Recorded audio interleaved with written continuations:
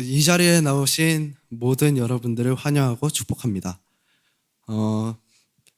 우리 다 같이 인사하시겠습니다. 사랑하고 축복합니다. 우리는 그분의 백성입니다. 아멘. 오늘의 말씀은 복과 저주에 대한 말씀입니다. 오늘 말씀을 보면 저주에 대한 말씀이 많이 나옵니다. 이를 통해 알 수 있는 것은 이미 우리가 우리 삶 가운데서 누리고 있는 축복이 있기 때문입니다. 복과 저주의 기준은 하나님께서 정하십니다. 하나님은 철저히 말씀, 법도, 규례, 명령을 행하는 자들에게 복을 주신다고 약속하셨습니다. 약속하신다는 것은 하나님과 언약을 맺는다는 것입니다. 양쪽이 약속을 지켜야 하지만 한쪽에서 약속을 안 지키면 언약이 깨집니다. 언약은 생명과 같은 것입니다. 왜냐하면 언약이 곧 말씀이기 때문입니다. 주님께서는 그의 백성들에게 말씀하십니다. 야훼의 명령들을 지켜 그가 가는 길들로 걸어가며 너는 그의 거룩한 백성이 될 것이라고 말씀하시며 그의 백성이 야훼의 이름을 부르면 그 땅 모든 민족들이 볼 것이라고 말씀하십니다.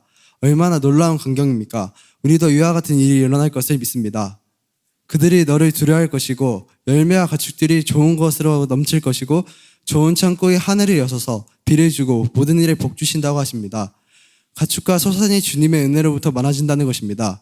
오늘 내가 명령한 것을 듣고 지켜 행하면 야훼께서 세상 민족 가운데 머리가 되게 하시고 꼴이 되지 않게 하시며 너는 위에서만 있지 않고 아래에는 있지 않을 것이라고 말씀하십니다. 따라서 우리는 하나님의 명령들을 지켜 행하며 모든 민족 가운데 으뜸이가 된다고 하십니다.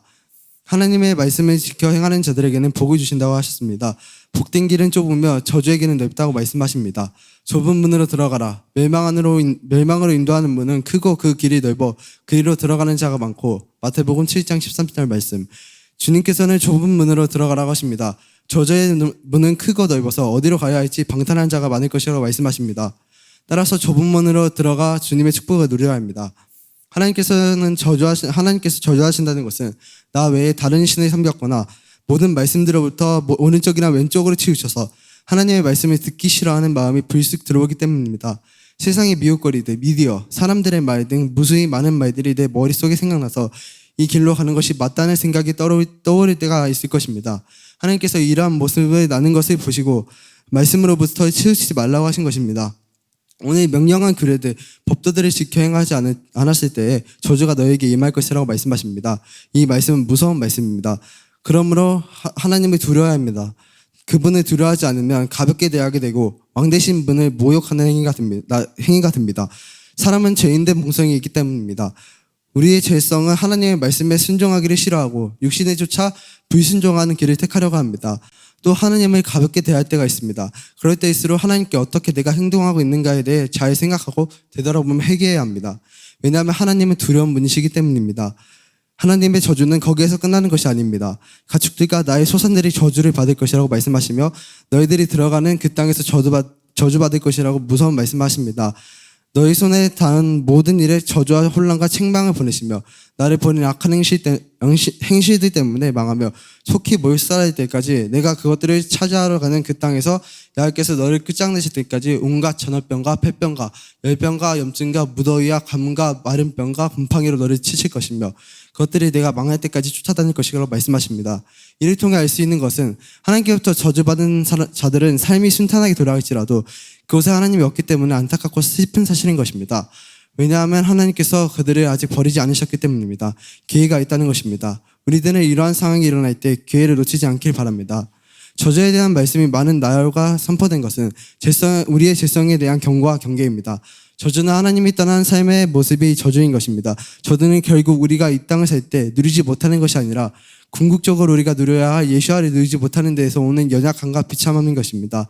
사람들 사이에서는 지옥에 대한 논란들이 있는데 그 중에 종말론에서 말하는 무지옥설이 있고 영원 수면설이 있고 보수지옥설이 있습니다. 이것은 사람들의 머릿속에서 나온 생각들입니다.